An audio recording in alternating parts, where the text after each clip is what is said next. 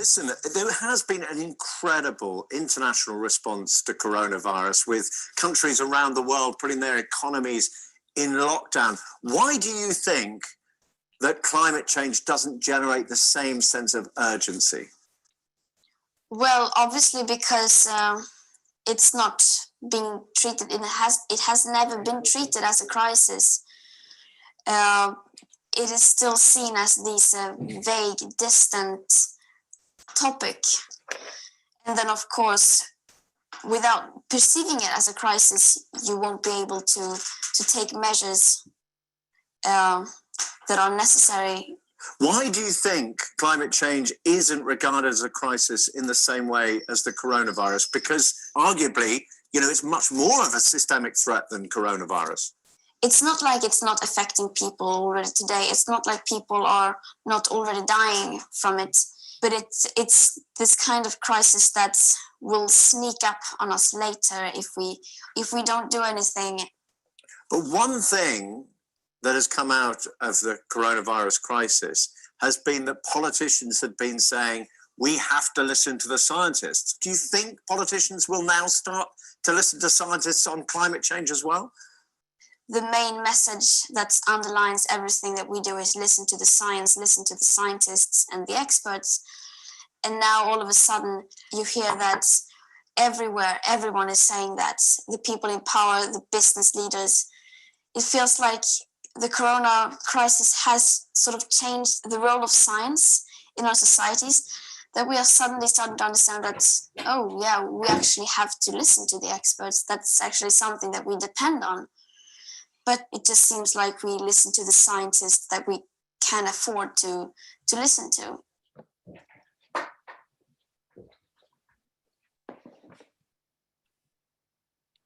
Good afternoon. Welcome to the Norfolk Climate Change Conference. Climate change is arguably the most important challenge facing the human race today. It involves and threatens not just us, but future generations and all life on our planet. So we're here to ask 6 leading experts 6 very important questions, ranging from how people and governments are responding to what the scientists are telling us, to what each of us should be doing here in Norfolk about climate change. We also will also ask our panelists questions that members of our audience have sent in. Our leading experts are Dr. Hayley Pinto, a well-known psychiatrist and climate change activist, who is also a speaker on climate change for Greenpeace. A modern-day Emmeline Pankhurst, she follows a long line of brave, highly educated female political activists who have been arrested conducting protests outside the Houses of Parliament. Rupert Read, Associate Professor of Philosophy at the University of East Anglia, Green Party campaigner and a fine orator, who was until recently a spokesperson for Extinction Rebellion. Rupert's most recent book is Extinction Rebellion: Insights from the Inside. Sadly, Rupert is not very well just now. He has been pretty overwhelmed with stress and hard work, and he may not be able to stay with us for the whole of the conference. We're very grateful that he has turned up for us, though. We also have Jeff Price, Associate Professor of Climate Change and Biodiversity at the Tyndall Centre for Climate Change Research in Norwich. He shared the 2007 Nobel Peace Prize as a lead author on the Intergovernmental Panel on Climate Change. He's also president of the Norfolk and Norwich Naturalist Society. Also, Dr. Pablo Salas Bravo, Prince of Wales Global Sustainability Fellow in Radical Innovation and Disruption at the Cambridge Institute for Sustainability Leadership, and Deputy Director of the Cambridge Centre for the Environment, Energy and Natural Resource Governance at the University of Cambridge. Jack Fiennes, Environmental Spokesperson for the NFU and Conservation Officer for the Hokum Estate, the largest estate in Norfolk. And last, but certainly not least, Philip Richardson, a former farmer and author of An Appetite for Change, a book which asks whether governments, society, and farmers are willing to make the changes necessary to ensure the well-being of future generations. That's a lot of collective expertise here this afternoon. Each panelist will be asked to give a maximum 5-minute monologue on one of the key questions we're posing this afternoon. After each monologue, I shall invite 2 or 3 other panel members to add any points they wish to make. We will then move on to the next question and do the same again. After 2 questions have been dealt with in this way, I shall put some questions to both speakers that have been sent in by you, the audience. We'll then move on to the next 2 key questions and repeat the whole process. I hope that's clear. If it isn't, I'm sure you'll get the idea very quickly. The main thing as far as you, our audience, is concerned is to stay with us and submit some questions. I can't promise we'll get through all of them, but we'll do our best. One final point, as in the last Donald Trump-Joe Biden debate, we do have a mute button. This certainly isn't because any of our panelists are likely to talk over one another. They're much too professional for that. It's simply because our schedule is very tight and we can't afford anyone to overrun their time slot by more than a few seconds. They have all been warned. So let me begin with the first of our key questions put to Dr. Hayley Pinto. Why have we been able to respond to the coronavirus crisis so dramatically and change our behavior when so far we haven't responded similarly to the climate change crisis? Well, I'm not sure I've even nearly earned the right to be compared to Emmeline Pankhurst, but thank you for the compliment. And thank you to everyone who's made the time to attend today. It's a bit weird speaking alone to my computer, but I'm hoping that you're all out there listening. So why such a different response to coronavirus versus the climate crisis? Campaigns for action on the climate crisis have met with decades of dangerous inertia. Despite potentially catastrophic impacts, we've been told global change on the scale required is impossible and we're naive to think otherwise. And yet in the past year, we've seen the rule book on what's possible torn up and burnt. Is this because the pandemic is a bigger threat? Well, rationally, no. So far, the global death toll from COVID-19 is around 1.25 million. Now, every one of those deaths is a tragedy to a family somewhere, and I'm sure that all of our hearts go out to those who've lost a loved one. But air pollution alone kills over 7 million people worldwide every single year. Every one of those lives matters too. Climate change threatens the basic requirements of life. Air, water, food supplies, our homes. Over 20 million people have been driven from their homes by extreme weather fueled by climate change every year for the past decade. So if we were entirely rational, we would be acting on the climate and ecological emergencies with an equivalent or greater degree of urgency versus the pandemic. Clearly, we're not. Why? Well, our brains evolved when we lived as hunter-gatherers, so we're wired to respond to obvious, personal, immediate threats like predators. If we consider media reporting of the pandemic, it was perfectly attuned to trigger our instinctive fear response, framed as a health issue threatening us now. We were subject to rapid bombardment with headlines like killer virus, constant updates on death tolls, and heart-wrenching stories of people dying alone, arguably one of the worst aspects of this pandemic. These human stories activate the primitive part of the brain, the limbic system, which deals with basic emotions like fear. In contrast, media reporting of the climate emergency has been framed as a complex environmental and scientific issue, stats on the volume of ice lost, not as a risk to our health. Human victims to date have been predominantly in the global south, interpreted as somewhere else, not me, not here. And it's slower, so we've time to adapt to the new normal, and the threat is presented as being to future generations. But our brains tend to prioritize smaller immediate rewards like keeping our SUVs over larger later rewards like keeping a habitable planet for our kids. This is a built-in cognitive bias called hyperbolic discounting. The slower pace has also given vested interests time to engage in campaigns to sow doubt about the evidence, undermining any sense of urgency. And this was easy to do because we want to doubt. Confirmation bias, a tendency to pay attention to information which fits our beliefs, means we choose to hear what we want to hear and ignore uncomfortable truths. Also, we prefer simple, linear solutions intuitively linked to the issue. This works for COVID. Wash hands, stay away from people. The solutions to climate change require complex systems thinking and not always intuitive. For example, driving a car doesn't feel bad, unlike coughing on someone during a pandemic. And unlike lockdown, sustainability is forever. As we all know, it's easier to stick to a brief crash diet than change our eating habits long term. Also, we prefer to attend to problems with solutions we like, but many climate solutions are in conflict with the prevailing political ideology of free trade. So those who currently hold power, and hence are perceived as aspirational role models, have preferred to ignore it.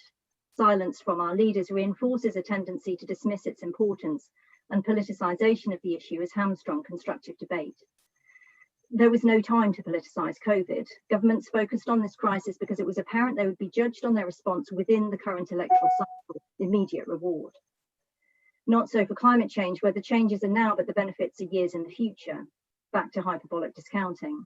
Also, they can protect their population from COVID with unilateral action, but for climate change, a coordinated international response is needed, activating the bystander effect. The more diffuse the responsibility, the less likely any one individual will act.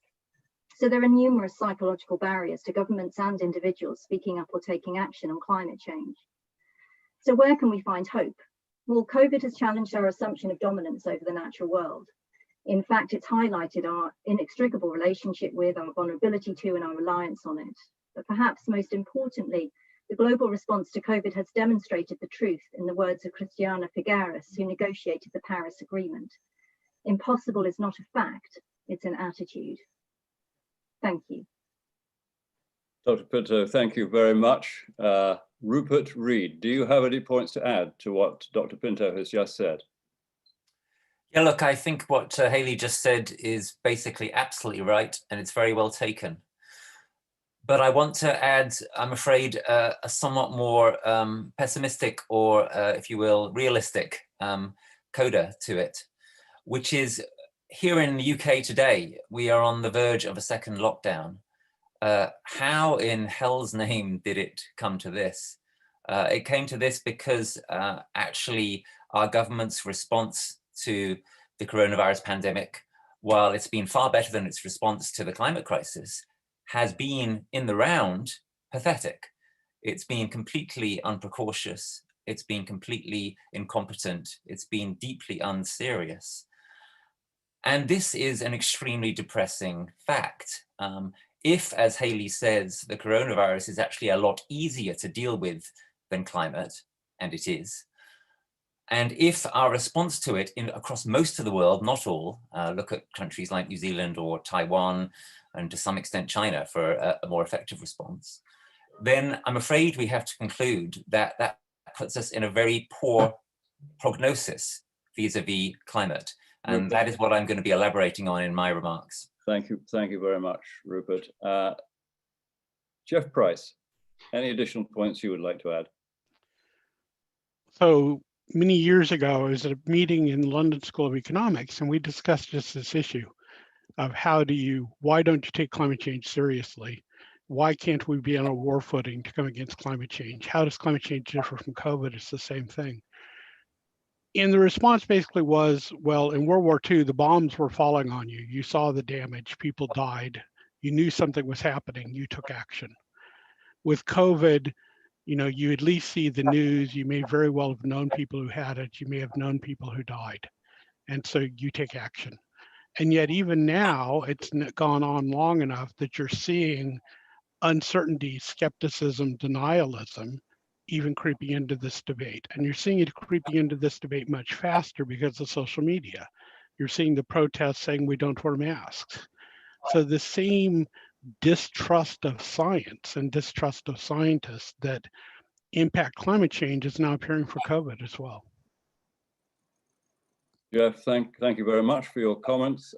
Now, Philip, can you add anything to what's been said? A couple of comments, if I may, Chairman. The first is that climate change needs international cooperation more than anything else. And the response to the pandemic so far has been somewhat notable in its lack of international cooperation, which is a worry. Secondly, up till perhaps a few months ago, most governments would have said that they couldn't find sufficient cash to deal with a crisis of this nature. Funnily enough, most of them have. The danger then is they will say, well, we've spent it all, we haven't got any left for climate change. Thank you very much, Philip. Pablo, can you add anything to what's been said?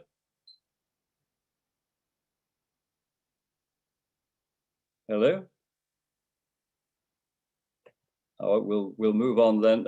Rupert, I'd like now to move on to the second of our key questions and invite Rupert Reed to give us his thoughts on whether he believes there are any lessons to be learned from our response to coronavirus for the climate change challenge. Thanks very much, Jeffrey. Pleasure to be here. And it's an amazing day to be having this conversation on the day when England is contemplating a second lockdown. We've come to this point in this country because of a desperate failure to follow the science and to follow the precautionary principle. And that in relation to a crisis that is a lot more tractable than the climate crisis. What are the implications of this? So I've got 5 minutes, so I'm going to cut straight to the chase. The brutal reality that hardly anyone is yet prepared to admit is that we are not going to deal adequately with the climate crisis. That is the tragic, horrific fact of the situation. Our climate is going to deteriorate. It is very likely going in important respects to break down. The only question is how rapid that process is and how terminal it is or isn't, and what happens in our societies in response. In other words, the live question is, do our societies break down or not in response to this mother of all challenges? So what I want to say to you this afternoon is, please stop thinking that we are in a position to apply the precautionary principle adequately to this crisis, to prevent it, even to mitigate it in the kind of way that people have been talking about for recent years. We are not. We should try to do all those things. I've been doing all those things for years and will continue to do so. But it is time to admit that we are going to some considerable extent, fail to adequately address this crisis. If we can't adequately address COVID, there is no possibility that we're going to adequately address climate. What does this mean? It means that we have to adapt. It means that we have to get serious about adaptation because climate decline is coming. It is going to get worse in the lifetimes of virtually all of us. It is conceivable it could be turned around within the lifetimes of our children, but very unlikely. What kind of adaptation do we undertake? That is really the critical question. Do we undertake incremental adaptation? Do we try basically to keep our system going as it is? Do we do things like build higher levees and higher seawalls and hope that that will keep out the tides that are coming? Well, if we do that, then we are simply pushing ourselves further off the cliff. We are prolonging a system which is bound to fall apart and collapse even further beyond its natural life. What we need to do is to pursue what in my think tank Greenhouse we call transformative adaptation. We need to seek to transform the system, to mitigate, to work with nature rather than against nature, and to create the better society that is still possible, while recognizing that climate decline and ecosystem decline are to some considerable extent now baked in. So transformative adaptation is an extremely bold agenda, which has barely begun to be considered. It will be considered more and more during the 2020s. If it is considered adequately, there is some hope for the human race, and there is some hope of avoiding civilizational collapse. If it is not considered inadequately, then there is not. What do I reckon are the chances? I think they're pretty slim, but I still think we should go for it and give it our best shot. And to the extent that we engage in transformative adaptation and get serious about recognizing that it is no longer credible to talk about ending or solving or reversing the climate emergency, then we will make our lives and the lives of our children better. What kind of things does this mean in concrete terms? Let me end by saying something about that. So in terms of my example of floods, sea level rise, etc., it means things like restoring wetlands, restoring in other parts of the world mangrove swamps. It might mean things like building floating islands where people can grow food or even live. In terms of growing food, which is absolutely critical, it means that we need to take seriously action on the international level and the national level, and because those levels are almost certainly going to act inadequately, most crucially on the local level, to create community resilience. So my message to you this afternoon is please do not remain within the silo of thinking, what should the government do? What should policymakers do? What new technologies are possible, etc. Those questions are not going to be adequate to address our future. please start also to consider questions like, what are we going to do in my community? What am I going to do to ensure that there is some kind of solid food supply going into the future? How are we going to create a future where the wake-up call that coronavirus has been giving us will come through to create a transformatively adapted society in the face of the dire threat that we are now facing? That is the real question before us. Rupert, thank you very much indeed. That's a very powerful statement. Dr. Pablo Salas, I'll come to you at the right time this time. Any thoughts on what Rupert has just said? Yes, I do apologize because my internet connection is breaking down, so that's why I couldn't hear you before. Well, I do agree with Rupert regarding the necessity on adapting. We cannot just trust that things are going to get better. We definitely need to adapt at all levels. However, I do a more optimistic view in things that are some transformations are happening, and some things can go positively. And I'm going to talk a bit more about in my own segment, but definitely agree with the importance of adapting. Pablo, thank you very much. Jake Fines for the first time. Any additional points you would like to make? All horribly pessimistic, but I think we have to be as optimistic as possible. The climate change has started. Climate change, and this year is the wonderful example that we've seen extremes in weather conditions in the UK. We've had probably one of the most disastrous harvests for a generation. And those are the examples, but we also have some wonderful examples where we can make changes. And I think we must not give up hope for the next generation, because they are the ones, the Greta Thunbergs of this world, they are the ones that are pushing the current generation that are in control to make changes. And what have we learned from coronavirus? We have learned that we're wonderfully unable to work with one another to seek out solutions for our global problems. So hopefully coronavirus gives us an example that actually we need to work collectively and globally for to reduce the impact that is going to happen, but to reduce the impact of climate change. Jake, may I just say that I agree with what you've just said. Sorry, Rupert, could I just, I'm afraid we're going to try and make that point when you have a chance to later on. If I could just go now to Dr. Hayley Pinto and ask Hayley to add anything that she needs to say. Thank you, Rupert. I would agree that the current data coming out all over the world looks pretty bleak. But we are an innovative species, and we have dug ourselves out of holes in the past. You know, I was talking to my kids earlier about, you know, the fact that when I was a kid, I couldn't imagine carrying something that was the size of an envelope around in my pocket that could do all the things that our smartphones can do. So we have to have hope, and the reason that we have to have hope is, you know, as an addiction psychiatrist, I work with motivation. You know, what motivates behavior change, and it's not just identifying that something is important. We have to also believe that it's achievable. So if we give up hope, then it's much more difficult to motivate people. And to motivate people, I think, you know, one of the things that the climate change movement has missed out is really articulating a clear positive vision of what a sustainable society looks like. And I think we need to get better at painting that picture for people. And when we draw too many parallels with what's happened during lockdown, you know, that's quite negative, because actually what's happened is that people have been cut off from their friends and family, unable to kind of give and receive a hug. And we need to be, you know, focusing on the fact that a sustainable society is actually about refocusing away from consumerism, away from the things that don't matter, onto what really matters: our health, our time with family and friends, our food supply. So yes, whilst on the one hand I would say absolutely it does look pretty bleak, we can't give up hope. We have to maintain that.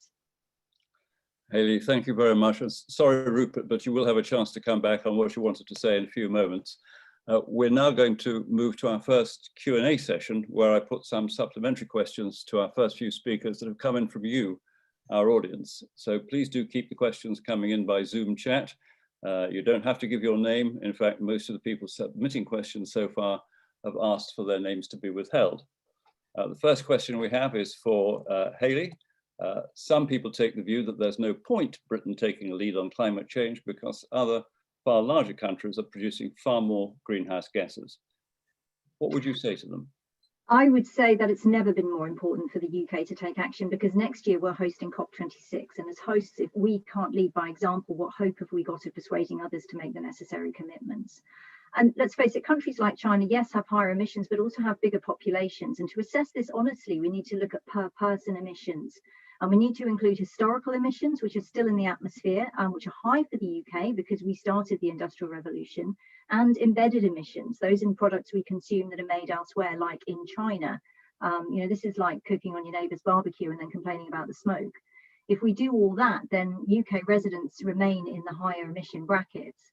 Also, we're the 6th largest GDP. If we can't do this, then who can? And we achieved this position of affluence through our empire. Now, many of the world's poorest countries already on the front line of climate change were subject to colonial activity, which was effectively resource theft.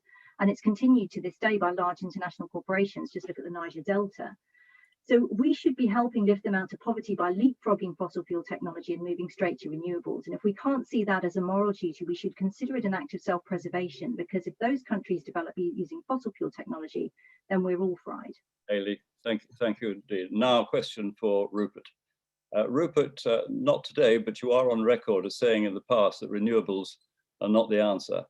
Why did you say that? The modern world surely needs huge quantities of energy, and if it's not going to come from fossil fuels, surely it must come from renewables. That is another misrepresentation, I'm afraid. What I said in the article in question is that renewables are not the answer if they are considered as a like-for-like substitute for fossil fuels. The future is going to run on less energy. The only question is whether that less energy that it runs on is a small amount of fossil fuels, in which case we carry on making the situation worse, or a small amount of renewables, which is all that there realistically is. We do not have enough renewables to replace like for like the fossil energy that there is. Or if it may run on hardly any energy, that will be the case if it collapses. And that is where we are, exactly where we are heading at the moment. And if I may add to that, in response to the criticisms that Hayley and Jake just made of me, they talk about the need for hope. And my response is, hope for what? If you ask people to hope for things that are not going to happen, all you're doing is fooling people. What I'm saying is, let's hope for things that can actually happen. Let's hope for a world that is run on a small amount of renewable energy. Let's hope for a world that transformatively adapts. Let's hope for a world that we can actually attain. The longer we carry on pretending that we're going to have a world in which we sort of more or less continue living the way that we are, the more certain we make it that we will collapse. Rupert, again, make very powerful points. Thank you. I've now got an interesting question from Hayley Pinto, from a retired teacher. To what extent do you think the refusal by some to accept the consensus scientific view on climate change is just a smokescreen to conceal their disregard for the welfare of future generations? Okay, so there is evidence that antisocial and narcissistic personality traits, which reduce the capacity to care for others, are overrepresented in individuals who achieve powerful positions. And I think we can all agree that there are some good examples of this amongst our world leaders today. But it's not fair to say that everyone who fails to accept the scale of the problem just doesn't care about their children. Many people are struggling to keep their children fed and roofs over their heads. They simply don't have the mental space left to worry what will happen to them in 30 years' time. And for others, as I've just outlined, there are many ways that our brains are wired to help us avoid this truth. Really facing it is emotionally overwhelming. As parents, if we take on board that the normal things we would do to protect our children, caring for their health, a loving home, education, financial support, are negated by this threat, that leaves us not knowing how to act, and feeling powerless is awful, so we find ways to deny it. And that's easier when others around us are not acting. We tell ourselves that it can't be that bad. The truth looks like a script for a Hollywood disaster movie, so we let ourselves believe that just like in the movies, some magical technical solution or hero will come along at the last minute and fix it. Hayley, thank you, and thank you everybody for being so brief and keeping to time. We have another question for Rupert Reed from a retired publisher. What actions do you believe everyone should be taking to help solve the climate crisis on an individual basis? Yeah, okay, great question. First point, as I sought to explain in my remarks, we're not going to solve this crisis. That's the wrong question. The question is, what can we do to mitigate it and what can we do to adapt to it? And the answers are many, but chief among them are, I would say, the following two. Firstly, we need mass nonviolent direct action. And I mean mass. What we've seen from Extinction Rebellion should be nothing compared to what's coming. And I believe it is possible that we will see far, far huger nonviolent direct action, especially when parents start to step into their power. Because when parents realize that they cannot outsource this any longer, that governments and corporations are not going to fix it, that no one is going to fix it, and it's a question of mitigation and adaptation, they are going to be so enraged and so passionate that I believe they will rise up in huge numbers. And that's why my next book is called Parents for a Future. I believe we need a worldwide movement of parents outraged and absolutely determined to protect their children, which they can no longer do on an individual basis. And the second thing that we need, which goes along with that, as I've said, is transformative adaptation. And that starts in your community. So think about questions like, how am I going to get food in the future? How am I going to get water in the future? Because you cannot guarantee, even in this country, a rich developed country, you cannot guarantee that for the next 10 or 20 years, the government and local authorities and so on are going to be able to continue to provide those things. You cannot guarantee that the normal that we are used to is going to continue. Thank you, Rupert. Haley, do you agree with that? Given where we are now, where do you think we're most likely to be in climate change in 20 years' time? I'm looking at the data at the moment. I would have to say that I to a large extent, I agree with Rupert. The chances of a sort of global crop failure over the next couple of decades is huge. We're already seeing massive impacts on agriculture. And of all the health risks that I talk about in other lectures, I would say that food security and water security are the biggest risk. And I think we all need to be thinking about how we can improve our local food security, how we can be managing our water better. And yeah, you know, really thinking about how we can build communities that are more resilient, that are looking out for each other. In terms of how we change the government, I absolutely agree. The only way forward that I can see is mass non-violent direct action, because lobbying, talking to your MP, sending letters, signing petitions, it's all been done for decades. And what I loved was the words of the editor-in-chief of the Lancet. It's probably the most prestigious medical journal in the world. He said basically, because doctors have a duty of care around public health. All health professionals, you know, 1.5 million NHS employees across the country, if we all took action, that's now our duty of care. And that would be the best way to start pushing for real change.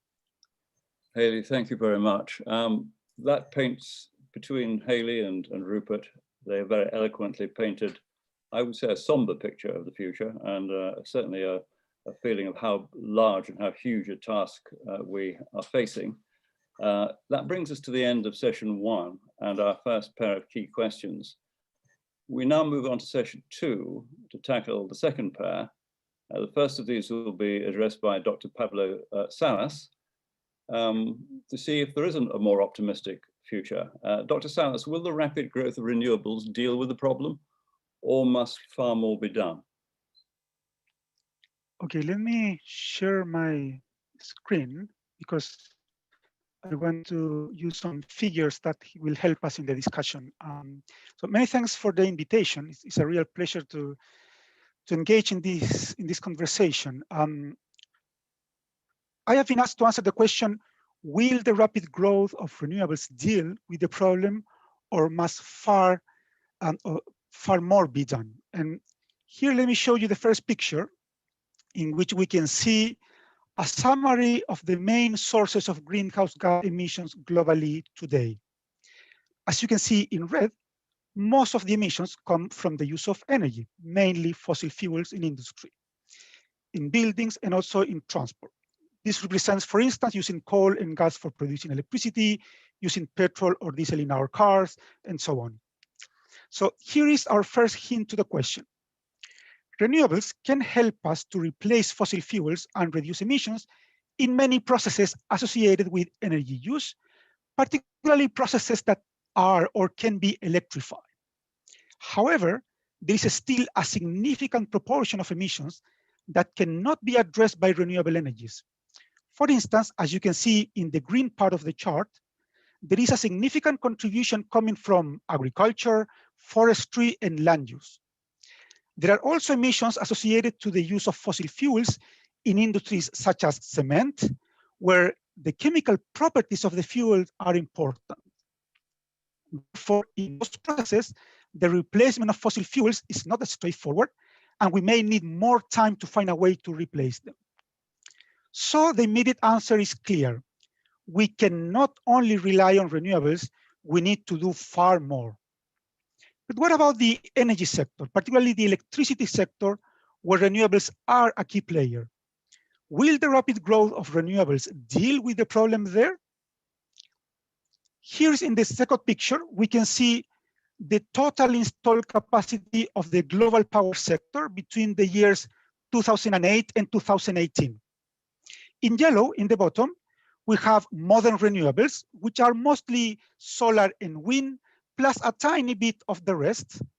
In green, we have hydropower, and in gray, we have non-renewables, which are mostly coal, followed by gas and a bit of nuclear. On the one side, the yellow area is growing fast, which is very good news. The adoption of solar and wind energy is being fueled by a sharp decrease in cost, which is accelerating the entire process over time. On the other hand, the demand for electricity, the total area of the chart, is also growing fast, driving the gray area to grow as well. So renewable electricity is growing very fast, but fossil fuel electricity is still growing. So the question is, can renewables grow fast enough to provide the energy necessary to reach the net zero target in 2050, even taking into account the growth in energy demand from developing countries? Modeling groups from scientists working on low carbon transition scenarios in several groups indicate it may be possible. There are, of course, some serious socioeconomic and technological challenges, such as the destruction of raw materials, grid intermittency, or reliance on carbon capture and storage. But everything indicates that the global power sector may become carbon neutral by mid-century, and low carbon electricity will be the key to decarbonize the rest of the economy. But going beyond the technical challenge, it is important to understand the large level of uncertainty surrounding the entire process. There are many things we don't know and we cannot control, such as the amount of people living in our planet, their future diets. Are they going to be vegetarians? Are they going to eat a lot of meat? What is going to be their income? And many other variables. All of these are and more will influence the amount of greenhouse gases the global economy will produce. Therefore, the relevant question is, shall we just hope for renewables to be enough, or shall we do more? And the resounding answer is we need to do a lot more.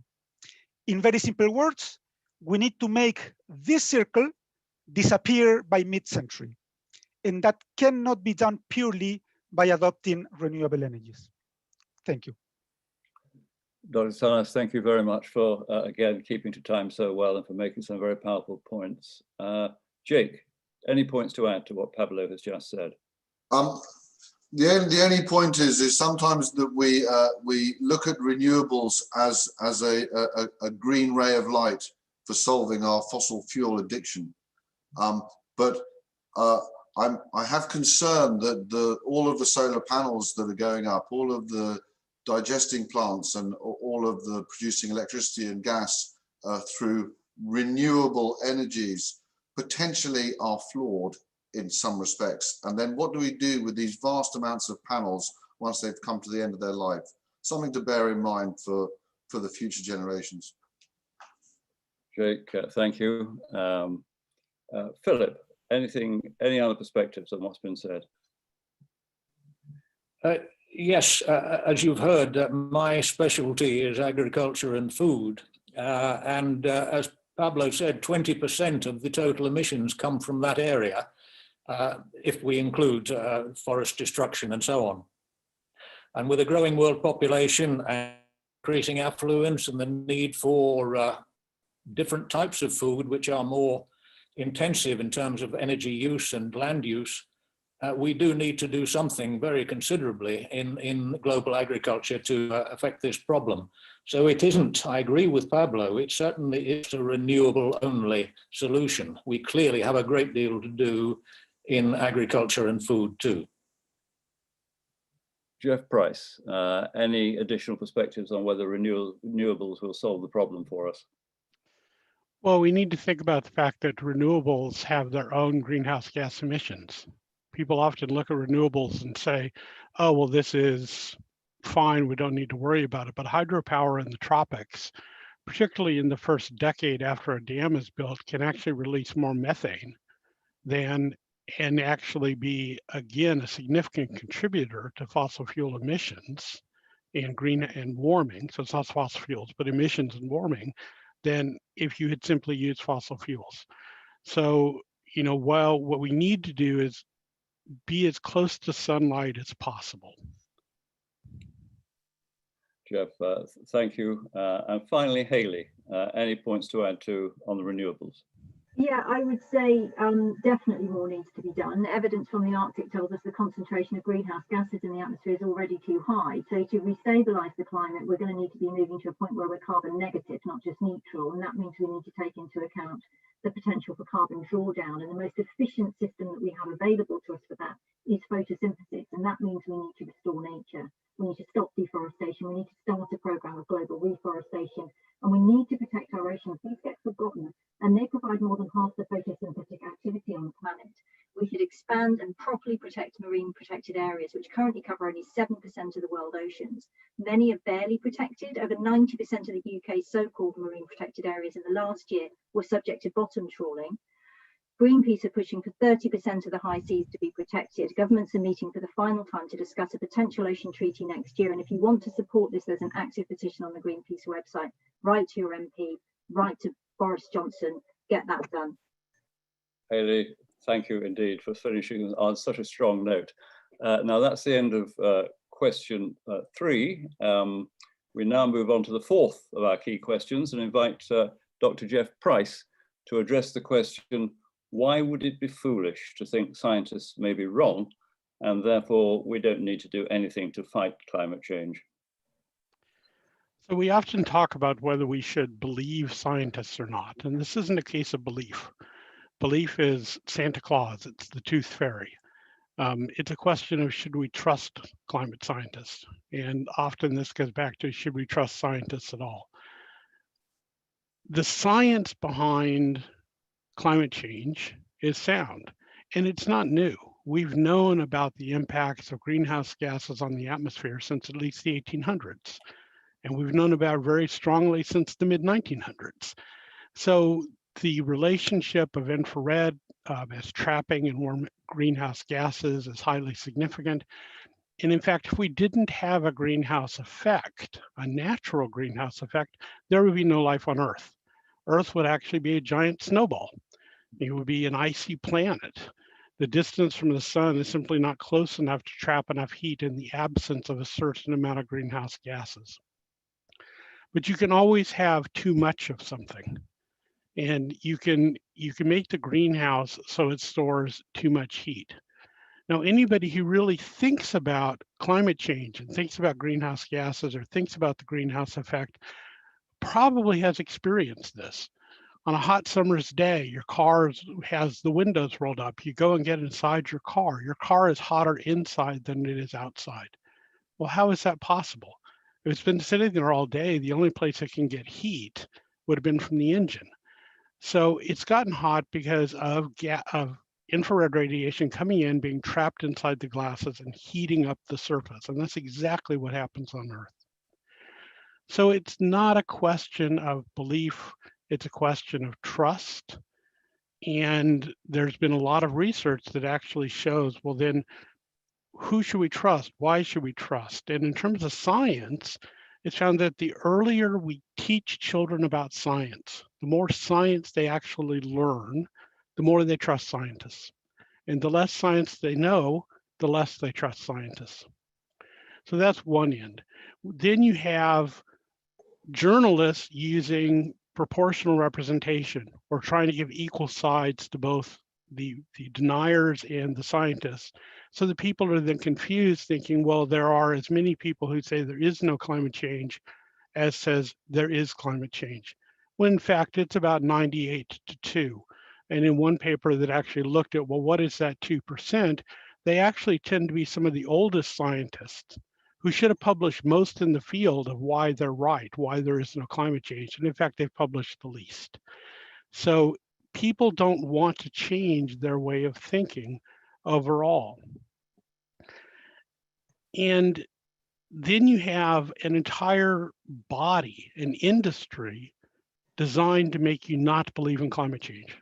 So climate change denialist isn't a lot of individuals. It's driven by a very strong lobby, much of it out of the United States, many of it the exact same people who tried to convince you years ago that smoking was good for you. Smoking did not cause cancer. Fire retardant chemicals did not cause cancer. That's their business. It's their business to sow doubt. And Naomi Oreskes covered this very well in her book, Merchants of Doubt. And I would strongly recommend, you can find this online, that you watch the documentary, Merchants of Doubt, so you can see how you're being manipulated. And then social media makes it much, much worse, because you tend to talk to your own friends and you get their doubt, and it helps build upon your own doubt so that you don't actually trust climate scientists. Communicators of climate science and climate impacts tell scientists we shouldn't talk about how bad it's going to be. And yet that's precisely what we get with COVID. We hear about the deaths, we hear about the death projections, and yet you'll have people saying we shouldn't talk about how bad it is. I disagree with this point of view. We have to be realistic. We have to let people know what the problems are. We have to know what the subtleties are. When we talk about health impacts, when we talk about changing our diet and changing our food supply, we tend not to talk about the fact that as you enhance carbon dioxide, you reduce the amount of protein and micronutrients in plants. This is going to affect both cows and the amount of land they need to graze, but also the amount of nutrition we get from the same amount of plants. We're going to all have to eat more to get the same nutrition or modify our crops. So we need to stop thinking about it as, should we trust this or not? Listen to the science, listen to the scientists. There are uncertainties. Yes, we can tell you what they are, but the science around is there climate change is sound. Jeff, thank you very much indeed. That is a wonderful exposition of the position of the scientists. I've never heard better than that. Thank you. Hayley, would you like to add any points to what Jeff has just said? Yeah, I mean, absolutely. The primary point is it worth the risk of saying, oh no, we don't trust them, because we've only got one planet. You know, that there isn't anywhere else to move to. If we mess this up, then that's it. I liked what Jeff said about the advice not to be too scary. When I first started talking about this stuff, that was very much the advice we give. Oh, don't be too scary, it'll put people off, they just stick their heads back in the sand. And actually, I think the opposite is true. I think you've got to be honest with people. I take it from the point of view of, as a doctor, we operate within the framework of informed consent. Years ago, you might not have told somebody that they had cancer because you didn't want to upset them. People have a right to know. People, that's a matter of dignity and choice. So I think it's really important that we're honest, that we let people know really what we're facing, and to a degree, I agree a little bit with Rupert about that. We've got to be realistic about the fact that we have, we're past the point where we can just fix this now. But there's a lot that we can do, and frankly, I've got 3 children. While there's still any chance, why wouldn't you try? Why wouldn't you throw everything at it? And I think that's a really important point as well about actually activating parents, bringing out the mother tiger in people, and saying actually look at what is happening here, look realistically at what the future for your children looks like, and then get out and do something about it. Haley, thank you again. Now another scientist again, Pablo. Anything else you'd like to add to what Jeff and Haley have said? Well, I completely agree with what they say. Science is not about beliefs, it's about facts. So if you don't trust the theory of gravity, you die. And the same should happen if you don't trust climate scientists, because a lot of people will die if we don't do it. But I want to address maybe and extend a bit the point, which is that climate change is just one of several challenges we're facing today. Indeed, if we look at the Sustainable Development Goals, climate action is the number 13 of a total of 17 challenges. So even if we don't trust climate scientists, replacing fossil fuels will have a lot of benefits for our societies in terms of health, in terms of losing dependence of specific resources, geopolitics, and so on. Therefore, climate actions make a lot of sense, even if we don't trust climate scientists. That's something that we should totally do, by the way. Pablo, thank you. Jake, do you have anything to add on what's been said so far? Just Jeff is absolutely right. We must be led by the science. It is crucial, you know, something that our government has failed to recognise as being led by the science. But also, it's very key on how the science is presented, because the presentations of the facts has the opportunity by others who are skeptics to challenge the science. But also, it is fundamentally key that science also gives us the solutions. Because yes, we know we need to move around the world less, we need to use less fossil fuels, we need to change our diets, we need to change our land use, we need to look at natural solutions. But it's the science needs to give us those keys to enable us to open the doors to give us some hope, Rupert. And thank you, Jake. And Philip, finally, Philip. Not always finally, Philip, but this time, finally, Philip.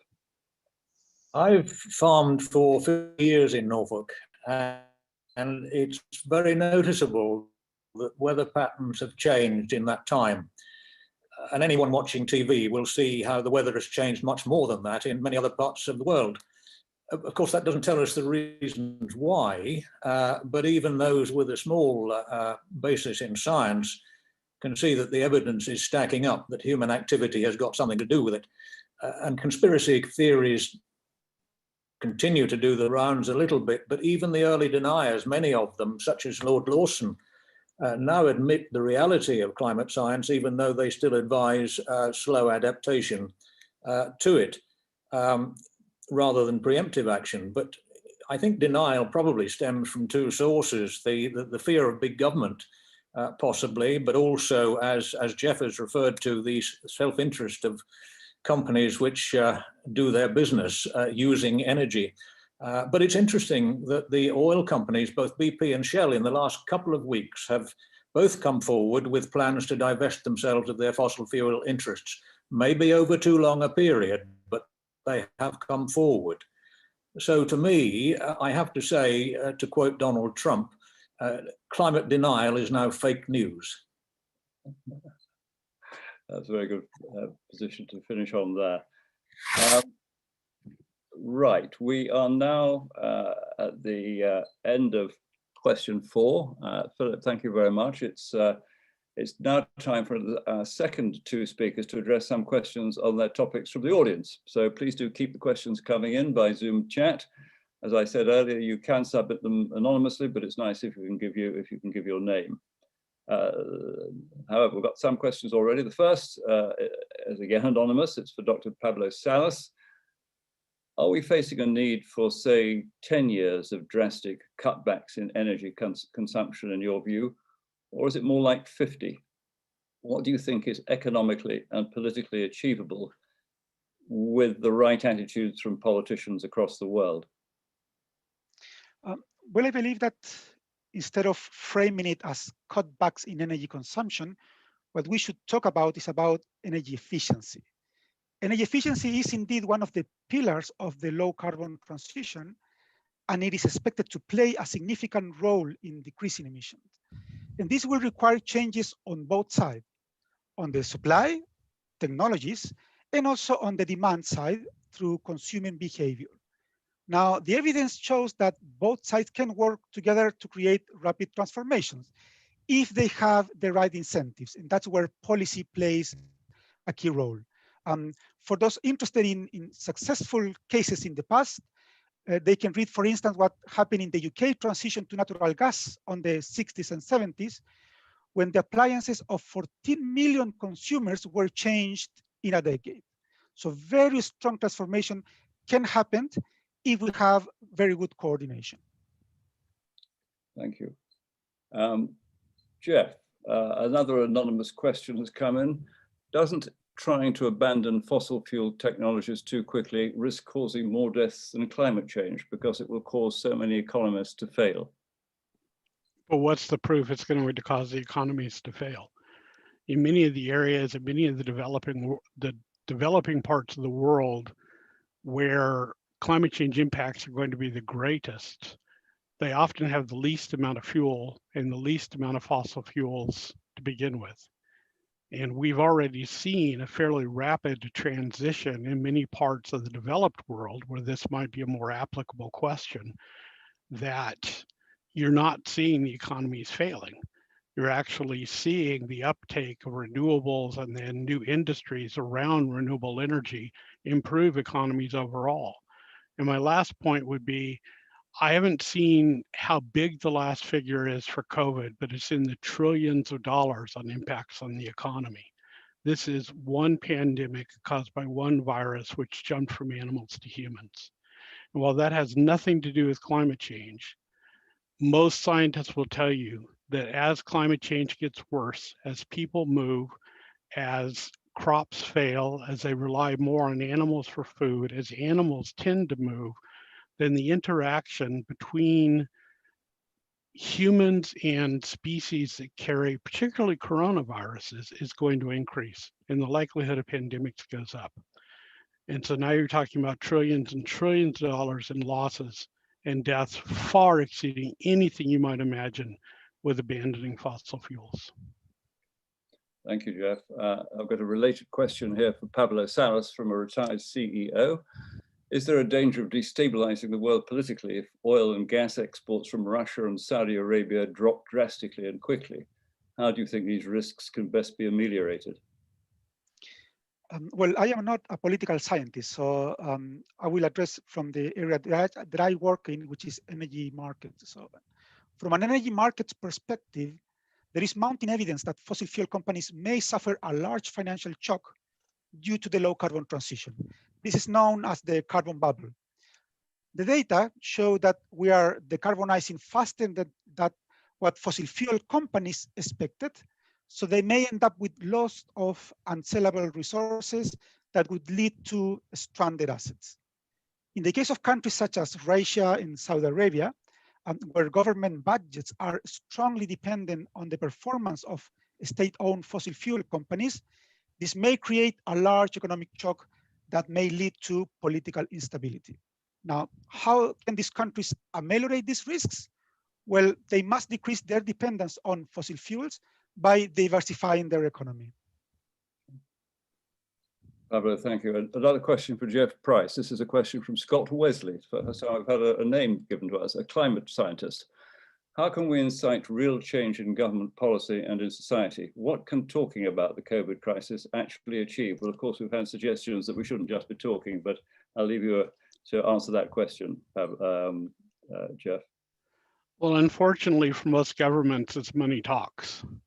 It all boils down to the economy, the economics. And even when you look at the arguments, this is mostly from Working Group 3 of IPCC, around how much should we mitigate, how much should we adapt, what's the cost of adaptation, what's the cost of mitigation. It all boils down to what's the cheapest way of doing something. And so you'll have governments say, well, then we should adapt because adaptation seems to be cheaper.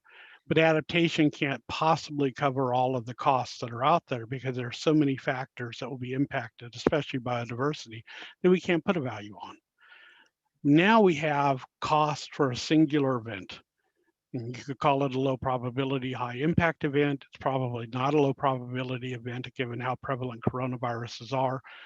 One pandemic, multiple trillions of dollars. We know how much now. We know roughly how much natural capital there is. How much is in pollination? These are actually monetary amounts. The problem is how much can we convince politicians to quit discounting the future and realize that the children are just as important as the now, and therefore we should be being honest with our economics and how much it's going to cost throughout time without a discount rate. Jeff, thank you. Now, I was going to draw a close to this session now, but I've had a very good question in, funnily enough, from a retired management consultant. It's for Pablo. Clearly, the question is as follows. Clearly, we won't succeed in achieving zero carbon emissions until all fossil fuel power stations on the planet have been decommissioned. The cost of doing this has been estimated at over $100 trillion, or 4% of global GDP annually for the next 30 years. Is there any sign that governments around the world understand the size of the challenge and are prepared to address it seriously?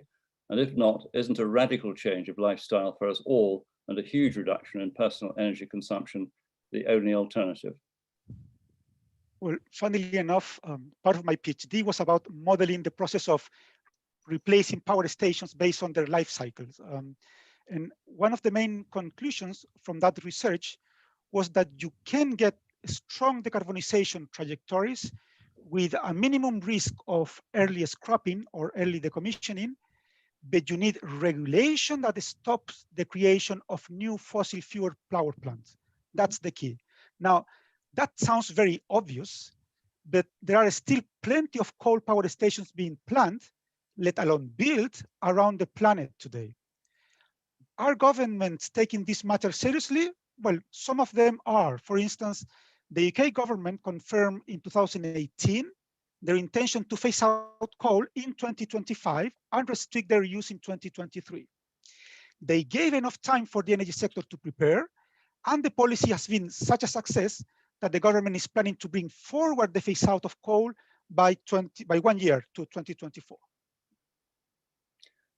Thank you, Pablo. I've had a message, Jeff, that you would like to, I'm so sorry, Rupert Reed would like to ask a question of one of our panelists or all of them, I'm not sure which.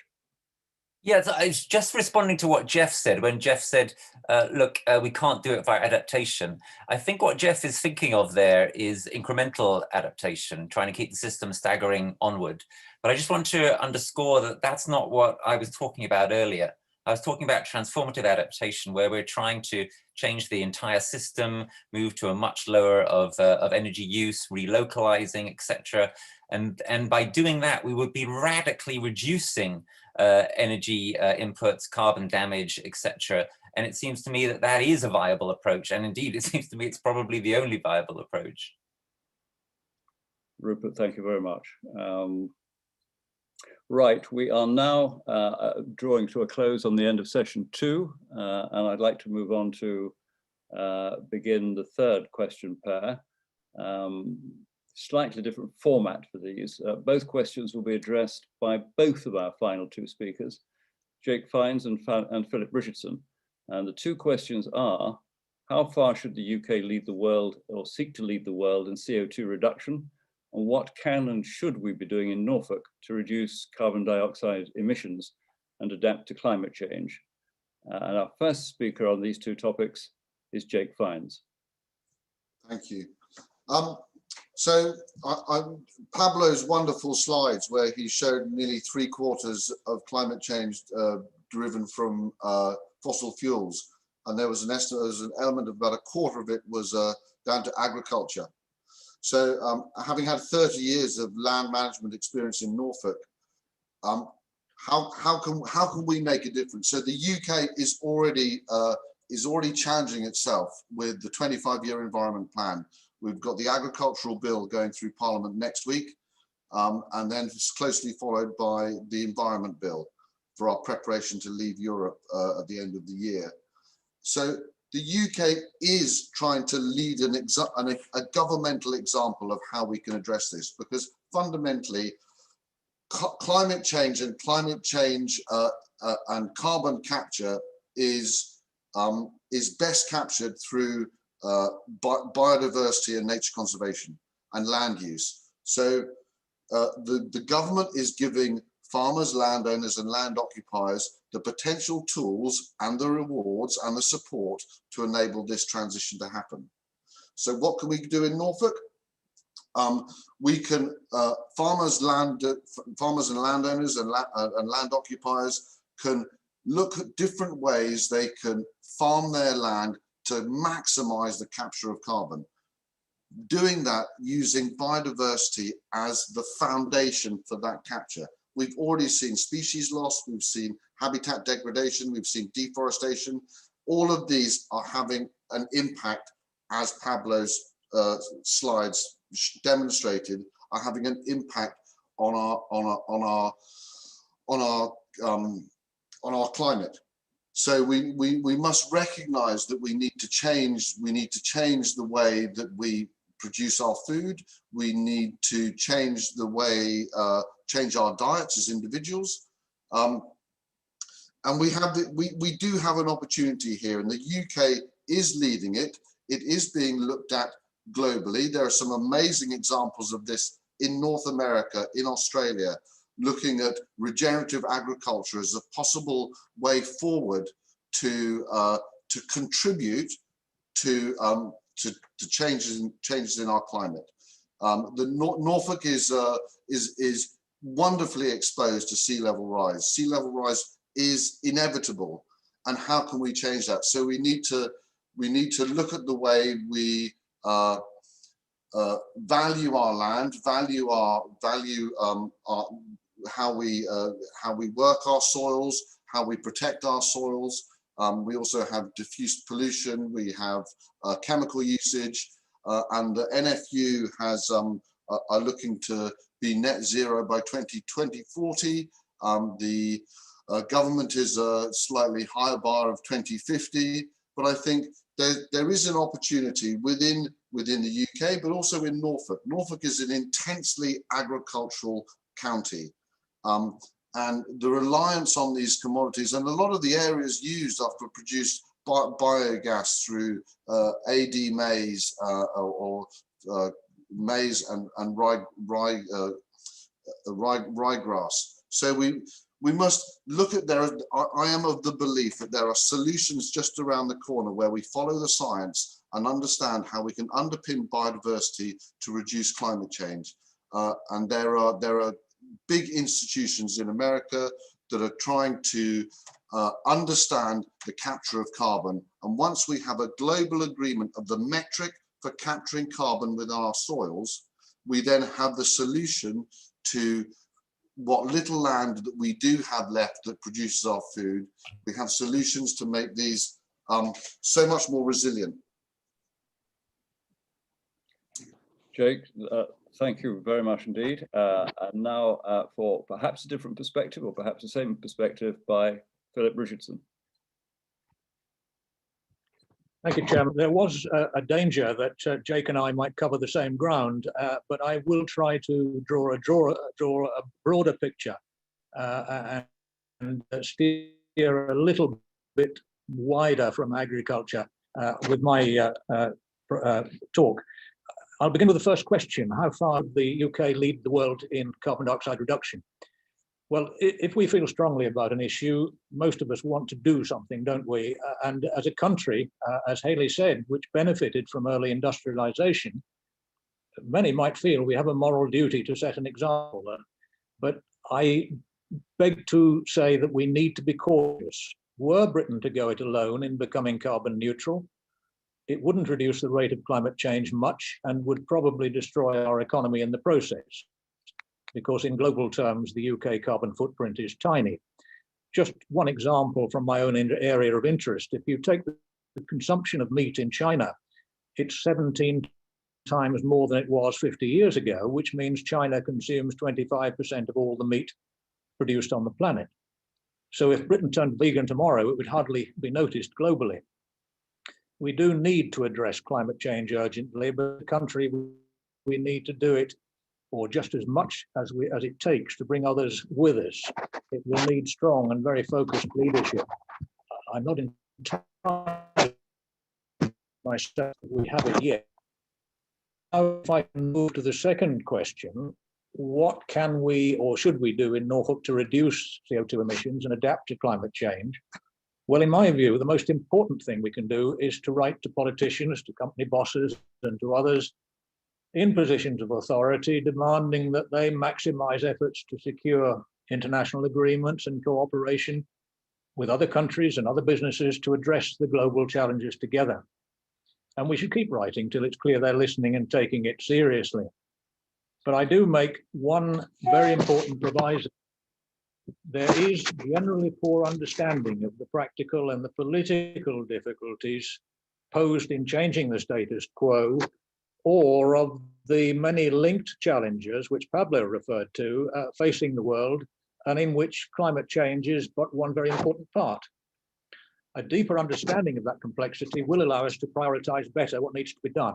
And ultimately, Chairman, it is the sheer weight of informed public opinion which leads governments and businesses to change policy and consumers to change their lifestyles.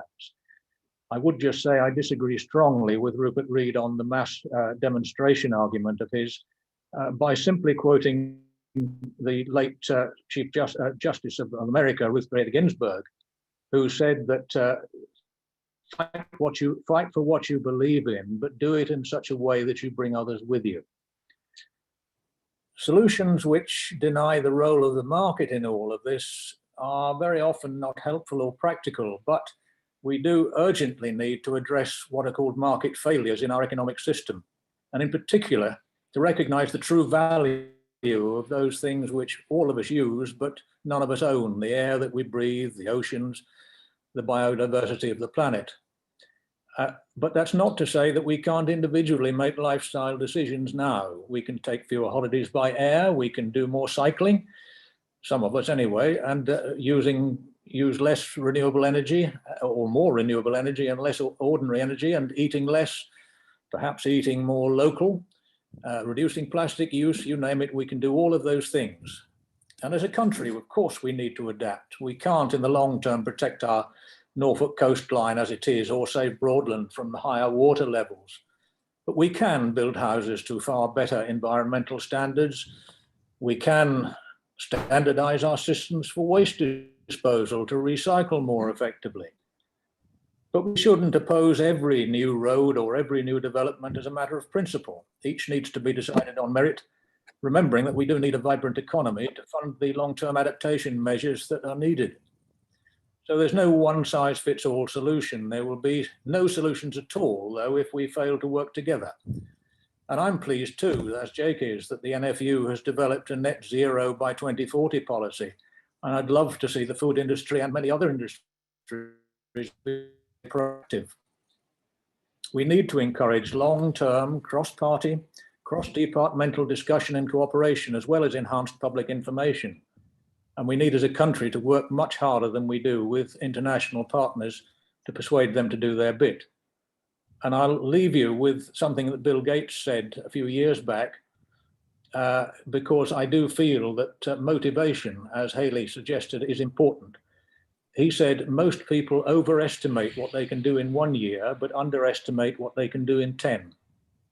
Thank you. Philip, thank you very much. Now, that's quite a perspective.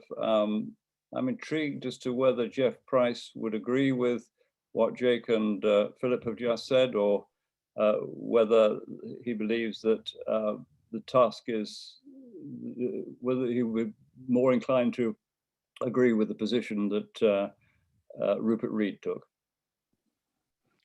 Well, in terms of farming, we need transformative farming, and we're always going to need food. We're going to need to come up with new technologies. We're certainly going to need to look much more at vertical farming, and farming can actually store much more carbon than it typically does, but it's usually at the cost of yield. And so the question is, how do we feed the planet, a growing planet, nutritious food,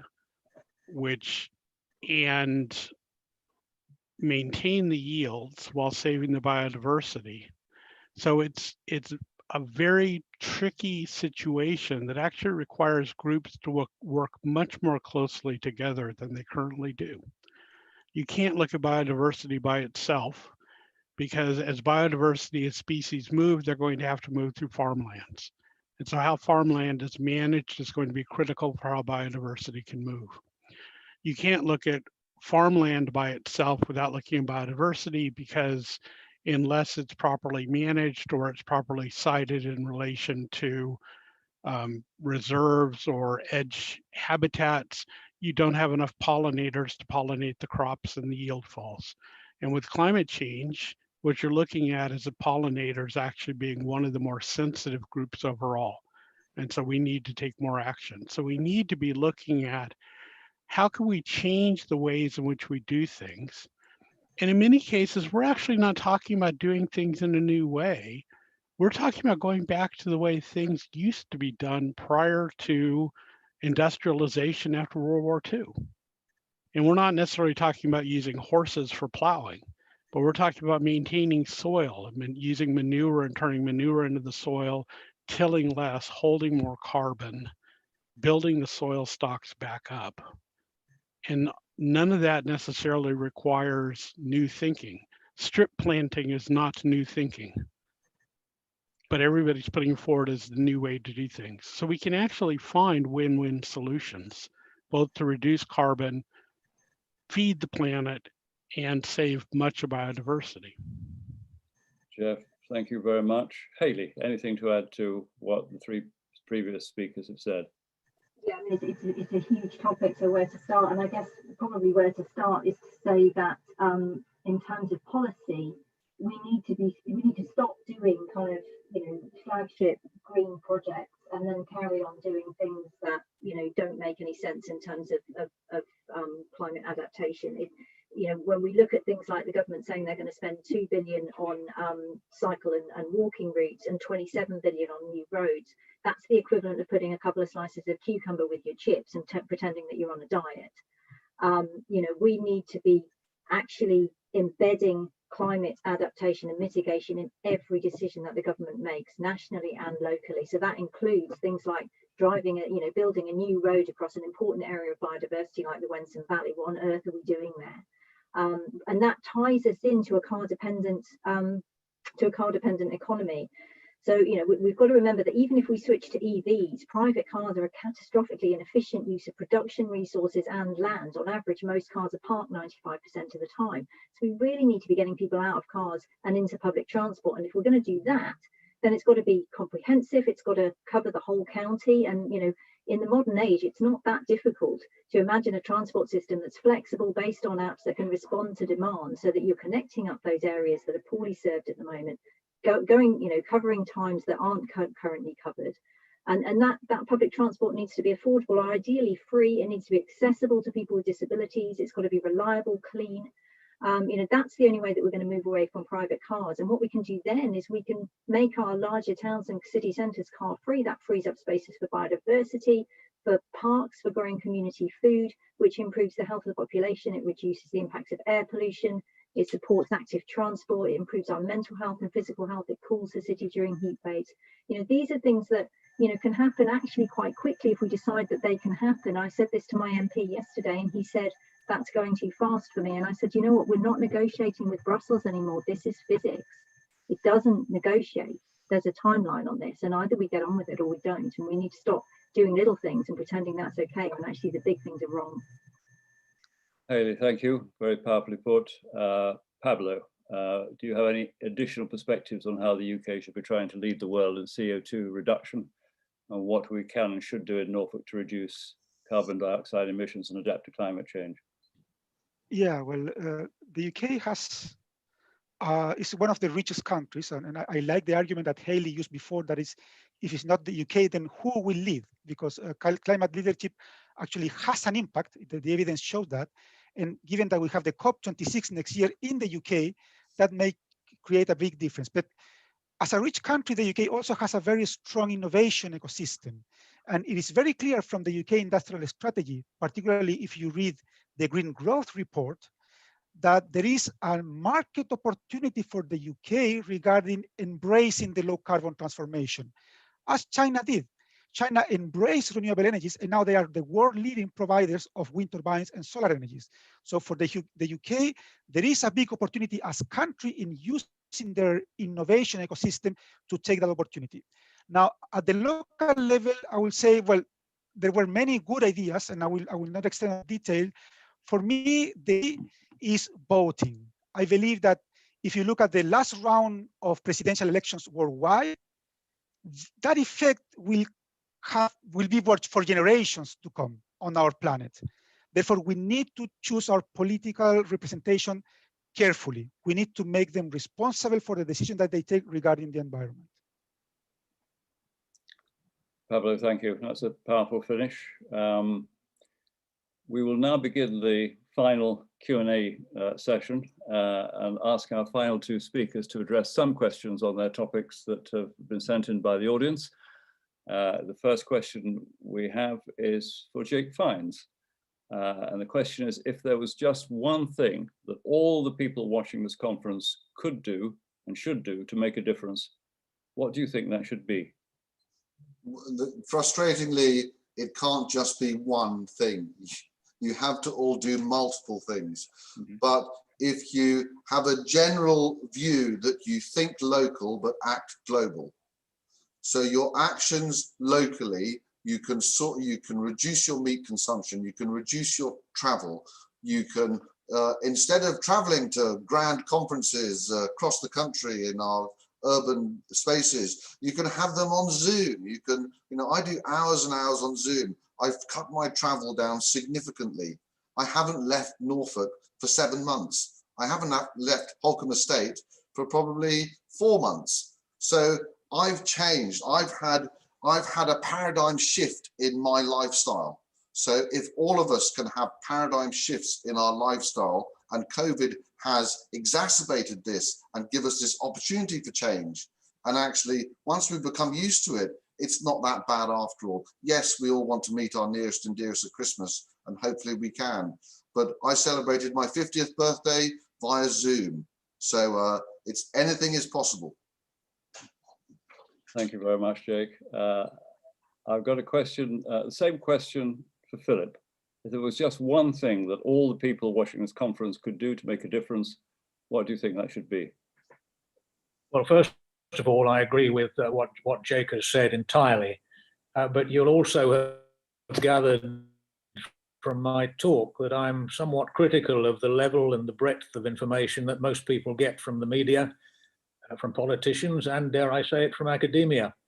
If you compare the in-depth coverage which we get currently on COVID-19 to the climate change stories that tend to be in the center pages of the newspapers, unless they feature a photogenic polar bear or something, you can get a flavor of what I'm saying. Academics, I'm sorry to say, largely address one another rather than the general public, and politicians don't often work together towards long-term goals or give sufficient priority to climate change in their talks with foreign people. And many countries, of course, as we've heard, have a vested interest in slowing down the rate of change. I worried about this for 20 years before I sat down and wrote the book in last year about farming and food and climate change. The worry being that there are so many connected global issues, which Pablo referred to as well, which need to be dealt with as a whole alongside climate change. And I've mentioned some of them today: environment and biodiversity, exploitation of soils and fresh water, global population, poverty, affluence, and the related diet and health issues, food waste, science and technology, and of course, business self-interest and short-term politics and government shortcomings, to name a few. So really, my single plea to viewers today is, please gain, if you can, a broader knowledge of the range of issues that there are as you continue to press leaders for change, and make sure your children receive a balanced education, giving them the necessary base from which to press for the actions which will protect their future lives and livelihoods. Philip, thank you. Those are very powerful points as well. We've had a lot of powerful points put this afternoon. With another question for Jake. this one anonymously from a vet. Is it realistic to expect people living in the countryside to abandon their petrol and diesel cars? Is green technology cheap enough yet for this to be realistic? Well, the answer is in 2020, no, it's not realistic. There isn't the infrastructure, there isn't the public transport infrastructure within Norfolk. I travel all corners of Norfolk, and some of the areas are small villages and hamlets cut off from any sort of public transport. So currently it's not. So and then we look at we look at electric vehicles. I am a slight skepticism on electric vehicles. I'm just worried about this huge use of resources for their batteries. These that we are potentially in years to come will bite us viciously in places we don't want to be bitten. So unfortunately, realistically, that's not an option. But actually, if we just travel less and make use, and if Norfolk can have a better broadband connectivity from one length of the county to the other, that will therefore, already I think we're seeing a less reliance on our cars. And hopefully when we can start to share our cars with our friends and neighbours, we can then reduce our impact on the planet a bit more. Thank you, Jake. A final question for Philip, this from a Norfolk farmer. What specifically should Norfolk farmers do to make a difference? Yes, the fact that farming is a business which needs to generate profits to survive is quite often forgotten in the heat of debate on topics like environmental damage or animal welfare. But I do think it's true that most farmers want to reduce their environmental and carbon footprint.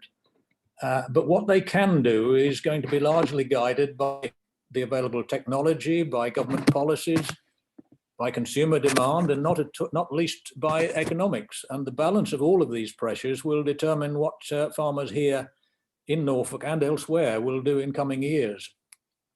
So government regulation will largely guide what chemicals can be used, or whether farmers take additional measures to minimize pollution, for instance.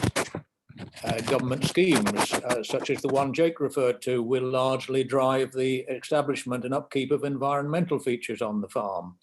And certainly ideas are currently being discussed how to encourage on-farm carbon footprint reduction and soil carbon sequestration, as well as with reduction in methane and nitrous oxide emission from livestock and soils. I'd like to finish by, have you been cut off, Philip? No, you're there, good. Oh, good. Yeah, I'm here. Have you finished your point? Just to finish by saying that none of these are easily done or easily measured. Just an example, there are in excess of 50 different ways of purporting to measure carbon footprint on a farm today. Are any of them useful? We simply don't know. Perhaps science and technology will come to our assistance. I'd like to finish by asking you both the same question. One of the most powerful points that I've heard today is that, and it's several of the points put together, that even if we were all to transfer to electric vehicles, even if that was possible and they didn't have these battery problems which Jake has referred to, that in itself doesn't solve the problem if the electricity is being provided by fossil fuel power stations. And if it takes 50 years to replace those, or $100 trillion to replace those, that investment is not to be given. So if that is the situation, where do you think we're most likely to be in 20 years' time with the current level of commitment to climate, to managing climate change? Ask Jake first. I think, unfortunately, Rupert's not here to listen, but I think there is real hope and opportunity. There is definitely, there is a local, a national, a global recognition, which is that climate change is here and it's here to stay. And we have the ability, if we listen to the science, to make amends and make a change. So I think and I think the biggest catalyst for governments to react and industry to react will be a global food disaster. You know, that's when we have mass starvation. Then that's when the parents, Rupert's parents, will all come out on the streets and demonstrate. But until we have that, until we had hundreds of thousands or hundreds of people dying weekly due to COVID, at that point, government reacted. So until we have a catastrophic environmental disaster that affects every one of us, then governments will start to act, and they will act collectively. God forbid we don't have that in the next 10 years, but if we, at least we're starting to recognize that we need to do something, and the sooner we address that, the better it'll be. Philip, anything to add to that? Well, I felt that was a little pessimistic, to be honest. It will be very tough, there is no doubt, over the next 20 odd years, and there is no single solution to all of this. We're going to have to find our way through it. But as Rupert said, I think he was being over pessimistic, I hope. But he did say we're going to have to mitigate and we're going to have to adapt, and there is no question that's what we'll have to do. But I do think motivation is an important thing to bear in mind, and I just think it might be worth leaving you with a quote from the Archbishop Desmond Tutu, you'll remember, in South Africa, who, when asked when he was an optimist or a pessimist, said, "I am a prisoner of hope, and that is what I am." Philip, thank you. That's a very good quote to finish on. That, I'm afraid, is all we've got time for. Many thanks indeed to our panel of experts, Dr. Hayley Mills, Professor Rupert Reed, Dr. Pablo Salas, Dr. Jeff Price, Jake Fines, and Philip Richardson for their most thoughtful inputs. And to those of you in the audience, thank you for joining us. I hope you feel you've all now got a much better idea of the future we are potentially facing with climate change and what we need to do about it individually, not only to educate ourselves better on the issue, but also to reduce our carbon footprint and persuade our government to take the right action. If there's one message I've picked up from today, it's just that just moving to electric vehicles will not solve the problem. We have to replace fossil fuel power stations, and that will be hugely expensive. Sorry to those of you who submitted questions and didn't get them asked. However, there will be an article in the EDP which contains a synopsis of all the questions raised today. So thank you again, and goodbye.